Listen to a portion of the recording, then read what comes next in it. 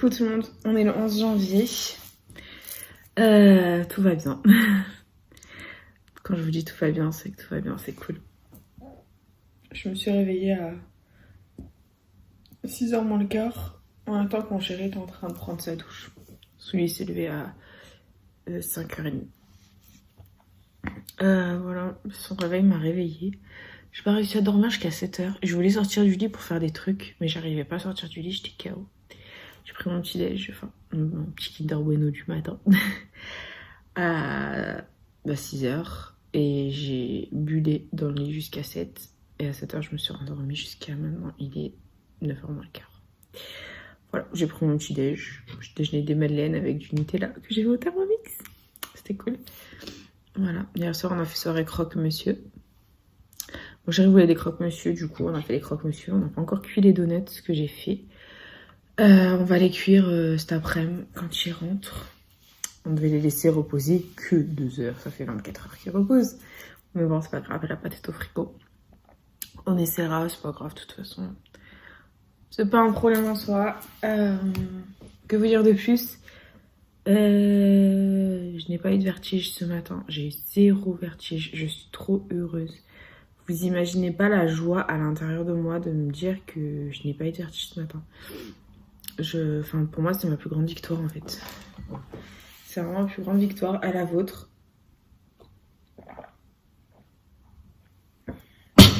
J'aime trop la menthe à l'eau, c'est abusé. Voilà, c'est trop ma plus belle victoire de ne pas avoir eu de vertige ce matin. Enfin, franchement, je suis trop heureuse. Je suis trop heureuse. Voilà.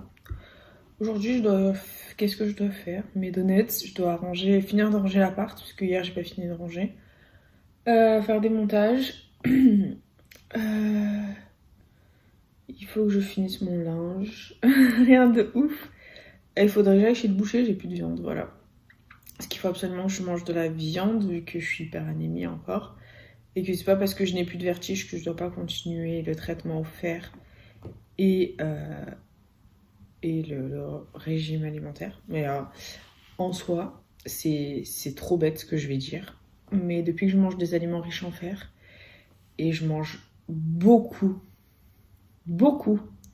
plus gras et healthy, ça fait partie de mon vocabulaire, et sucré, et bah je vous jure que ça va beaucoup mieux. Genre les filles qui disent ouais moi je mange healthy pendant la grossesse et tout, enfin moi je peux pas manger healthy en fait, je peux pas manger healthy. Mon bébé il me bouffe toute mon énergie et après je suis anémie donc je peux pas manger healthy.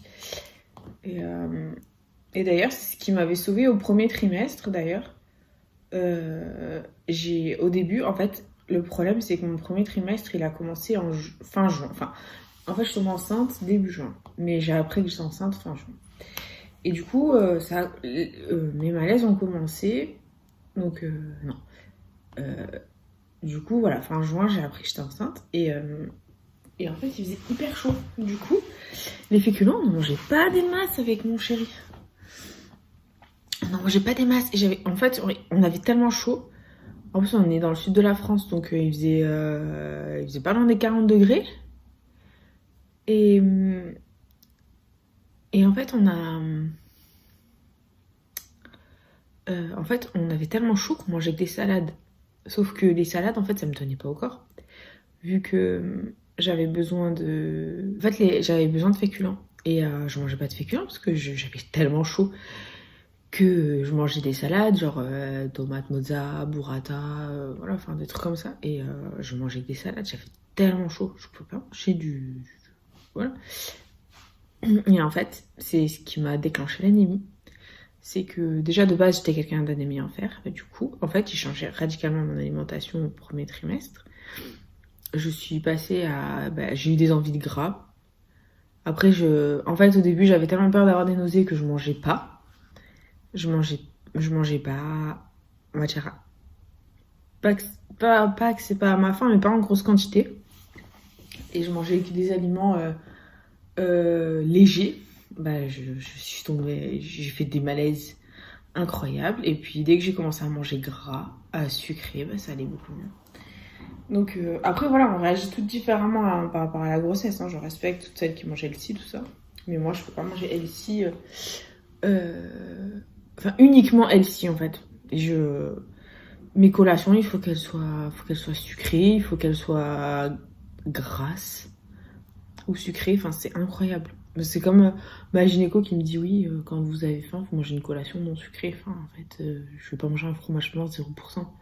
Mon bébé, il a faim. Ça cale pas mon bébé. Un fromage blanc à 0%. Il a faim. Donc je mange. Et en fait, mon chéri, bah, je sais pas si j'ai une photo des croque-monsieur qu'on a fait hier. On a fait des croque-monsieur avec le beurre, la charcuterie, le fromage. Mais genre des croque-monsieur fat de ouf, quoi. Avec des frites, enfin. Mon chéri, c'est vraiment quelqu'un, enfin. Bon, déjà, mon chéri, il adore le gras. Donc, voilà. Et ma mère, pareil. Ma mère, depuis que je lui ai dit que j'étais anémie au 3e trimestre et que j'ai des vertiges, elle me gave de nourriture, quoi. Ma mère me gave de nourriture. Limite, si elle pouvait mettre une intraveineuse avec du gras, elle me mettrait une intraveineuse avec du gras et du sucre.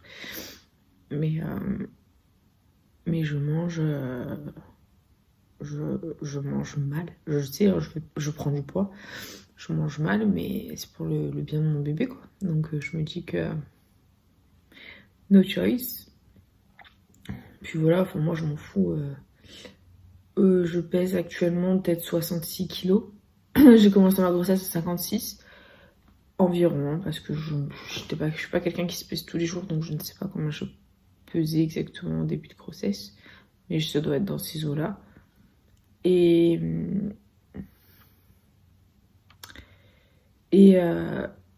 franchement, mon chéri m'a dit bah t'es plus jolie avec des formes que quand tu faisais 56 kilos. Donc il m'a dit même si tu restes comme ça avec tes formes, bah franchement je te trouverais plus belle qu'avant, quoi. Donc no regret. Pas de regret, franchement. Pas de regret. Le café cookie me manque, mais je ne veux pas le boire. Et il faut que ce soit de la menthe à l'eau qui rentre le matin. C'est une horreur. L'après-midi, hier j'ai essayé de boire un thé à la menthe. Et bah c'est pas pareil. C'est pas satisfaisant comme la menthe à l'eau. À mon avis, c'est parce que la menthe à l'eau c'est frais et c'est sucré. Mais les boissons chaudes, je n'y arrive pas. Pourtant j'aime ça. Hein. Le chocolat chaud, j'ai du mal à le digérer. Enfin, avant de tomber enceinte. Avant grossesse, je parle, j'ai toujours eu du mal à le digérer. Enfin, je pense que j'ai jamais aimé le lait. Donc, je pense que j'ai toujours eu du mal à digérer le lait. Le lait pur comme ça. J'aime pas ça. Donc, puis je n'en fais pas des folies. Mais j'adore le chocolat chaud. J'essaierai un jour avec une autre alternative quand j'aurai accouché. Un plus léger. Parce que c'est vrai que c'est lourd avec le lait. Et j'adore un chocolat chaud, le thé. Le thé, je buvais du thé tous les jours avant de tomber enceinte. Enfin, surtout l'hiver. Autant l'été, je buvais pas de thé. Mais l'hiver, je buvais du thé tous les jours. Avec mon père, on fait tea time tous les jours à 5h avec les gâteaux, le thé. Bah là, hier, j'ai du mal à le digérer, le thé. Pourtant, c'est le même thé, c'est exactement la même chose, mais... Je sais pas, c'est pas aussi satisfaisant qu'avant. Mais c'est encore moins satisfaisant que la menthe à l'eau. Du coup, bah, je pense que je vais rester à la menthe à l'eau jusqu'à mon accouchement. J'espère reprendre le café cookie le matin quand j'aurai accouché. J'espère arrêter la menthe à l'eau et reprendre le café cookie. Voilà. Du coup, demain, c'est les soldes. Je vais commencer à préparer... à peut-être préparer ma valise de truc. Parce que je n'ai absolument rien pour la naissance de mon bébé. Hormis la poussette. Je n'ai absolument rien. J'ai pas les body, j'ai pas les produits. J'ai rien du tout pour la mater. Et du coup, il faudrait peut-être que je me dépêche. Voilà. Je ferai la valise avec vous. Je vous montrerai ma petite valise. Mais je vais la faire avec ma mère. J'ai absolument rien de près. Voilà. On est à 33 semaines. Donc je me dis que j'ai encore un peu le temps si je me ménage. Mais voilà quoi. 33 semaines.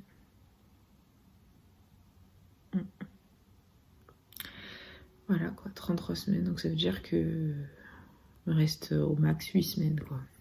Parce que pour ceux qui savent pas, une grossesse ça va jusqu'à 41 semaines. Et on m'a dit beaucoup de choses par rapport au 3e trimestre. On m'a dit ouais, tu vas avoir mal au dos, tu vas avoir mal aux jambes. Je touche du bois, je n'ai ni mal au dos, ni mal aux jambes.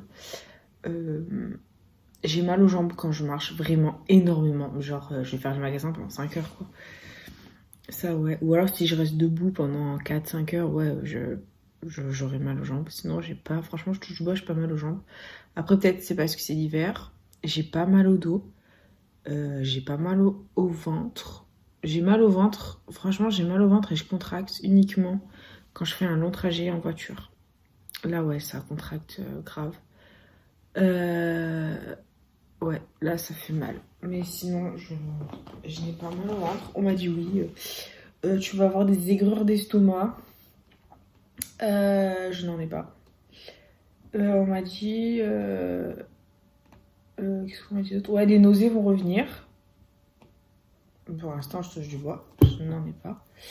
Non, je suis dans le 3e trimestre depuis 1 mois et demi. Hein. Bah, c'est pas revenu. Ma cousine qui est enceinte en même temps que moi, elle a les nausées qui sont revenues. Par contre, elle mange beaucoup plus que moi. Elle mange des gros repas. Mais elle grignote quasiment pas. Et moi, je mange des petits repas. En fait, je grignote toute la journée. Et le repas de midi, genre, c'est un petit repas. Mais 2 heures après, je remange, quoi. En fait, on fonctionne tous différemment. Qu'est-ce qu'on m'a dit d'autre par rapport au 3e trimestre? Ah oui, on m'a dit quand le petit bébé, bah, quand ton bébé il va faire les cheveux, tu vas avoir des aigreurs d'estomac horribles. Pour l'instant, je touche du bois, j'en ai pas. Mais quand j'ai vu la sage-femme début décembre, on m'a dit que les cheveux avaient déjà commencé à pousser. Et j'ai rien du tout. Pour l'instant, je touche du bois, j'ai rien du tout. Voilà. Bon, après, bon, voilà, j'ai juste le retour de l'anémie. Et les vertiges que j'ai eu, franchement, je les souhaite à personne. À rester couché et ne rien faire, quoi. Pour être honnête, c'est l'horreur. Donc, voilà, je préfère être comme ça. Bon, là, aujourd'hui, la tête dans le cul, hein, je vous l'avoue. Faut que je commence à démarrer, mais je n'y arrive pas. J'arrive pas à démarrer ce matin. Mais après, quand je démarre, ça va mieux. Mais ouais, j'arrive pas trop à démarrer ce matin. Faudrait que je vide mon vaisselle, que je rentre un peu. Je vais mettre la musique à fond, ça va le faire. Voilà, quoi. Mais sinon, ça va. Je sais pas, tant que j'ai pas de vertige, tout va bien. Une autre bonne nouvelle, c'est que mon rendez-vous avec la gynéco est maintenu vendredi. Vendredi matin, on m'avait téléphoné en me disant qu'elle pouvait pas honorer mon rendez-vous de vendredi matin. Elle m'a donné rendez-vous demain à plus de 30 km d'ici, dans le Vaucluse. Sauf que déjà, de 1, je me sens pas d'aller dans le Vaucluse. Parce que je contracte quand je fais des longs trajets en voiture. Et de toute façon, mercredi matin, je rendez-vous avec l'anesthésiste. Donc je ne peux pas aller dans le Vaucluse, plus chez moi, à côté de chez moi, pour voir l'anesthésiste. Donc on peut pas être de partout à la fois. Voilà. Je suis deg parce que toutes mes échos, elles sont le matin, maintenant. J'ai pas réussi à avoir le moindre rendez-vous l'après-midi. Je suis dégoûtée. Du coup, moi, j'arrive plus à assister aux échos vu que le matin, il travaille. Je suis dégoûtée. Après, bon, voilà, c'est parti du jeu. Il a participé à toutes les échos jusqu'au 4e mois. Celle du 5e, du 6e, il a pas pu. Celle que j'ai fait avec la sage-femme, il a pas pu, c'était le matin. Celle du 7e mois, il l'a vue. Et 8e mois, il la verra pas. J'ai une autre écho de contrôle avec mon ancienne gynéco, celle qui m'a suivie jusqu'au 7e mois, par rapport à mon anémie. pour pas que bébé soit anémié. Donc voilà. Et c'est le matin. Donc vu que c'est le matin, il sera pas là. Et il y aura l'écho du 9e mois. J'ai pas encore le rendez-vous. Mais j'essaierai de prendre un rendez-vous l'après-midi. Si ça se trouve, j'aurai déjà accouché d'ici là. Donc voilà. Après, on a fini les rendez-vous et voilà. J'ai pas pris de rendez-vous de cours à l'accouchement. Franchement, j'en ressens pas le besoin. Donc je vais pas me forcer à prendre des cours. À faire déplacer mon chéri pour des choses que je ne sens pas en fait. Il y a des choses que j'ai pas senties pendant ma grossesse et que j'ai pas fait. Et comme le test du diabète, je sentais que c'était inutile. Je l'ai pas fait. Et ma gynéco m'a bien confirmé que je n'étais pas diabétique. Dieu merci. Enfin, la sage-femme m'a dit vous avez 29 ans. Vous avez pris, à l'époque j'avais pris 7 kilos, 8 kilos. Elle me dit, franchement, pas besoin de faire le test du diabète. On a calculé mon IMC et mon IMC est tout à fait normal pour une femme enceinte et du coup, pas besoin de test du diabète. En fait, ils le prescrivent maintenant, aujourd'hui, ils le prescrivent à quasiment tout le monde, alors que les 3/4 des femmes, elles en ont pas besoin, quoi. Enfin, tu perds ton temps, tu fais perdre du temps au laboratoire, tu fais perdre de l'argent au laboratoire, à la sécu, pour rien, en fait. Enfin bref, après, bon, c'est rien, c'est qu'un détail. Mais moi, le test du diabète, franchement, enfin voilà, je le sentais pas. Et du coup, je l'ai pas fait. Et voilà. Et après, quand j'ai vu ma gynéco, ah, mais de toute façon, vous aurez pas été diabétique, hein, même si vous aviez fait le test du diabète. Hein. Alors pourquoi tu me le prescris? Pourquoi tu veux me faire perdre 3 heures? Voilà quoi. Je suis dans le lit de ma maman. Et je me demande pourquoi le lit des mamans, il est toujours plus confortable que notre propre lit. Genre, le lit de mes parents. Le lit de mes parents, il est mou. Le mien, il est dur. Celui de mes parents, il est mou, il est confortable. Oh là là. Vous savez, genre, on s'enfonce dedans. Comme la pub, je crois que c'est les Kinder. Où tu t'enfonces dans le nuage. Bah là, je suis en train de m'enfoncer dans le lit. Je lutte pour pas faire la sieste. J'ai toujours peur que mes vertiges reviennent. C'est mon angoisse principale. J'ai toujours peur que ça revienne. Et bon, là, Dieu merci, c'est pas revenu. Oh. Dieu merci, c'est pas revenu. Mais je veux pas que ça revienne. Donc, bon. On va prier pour.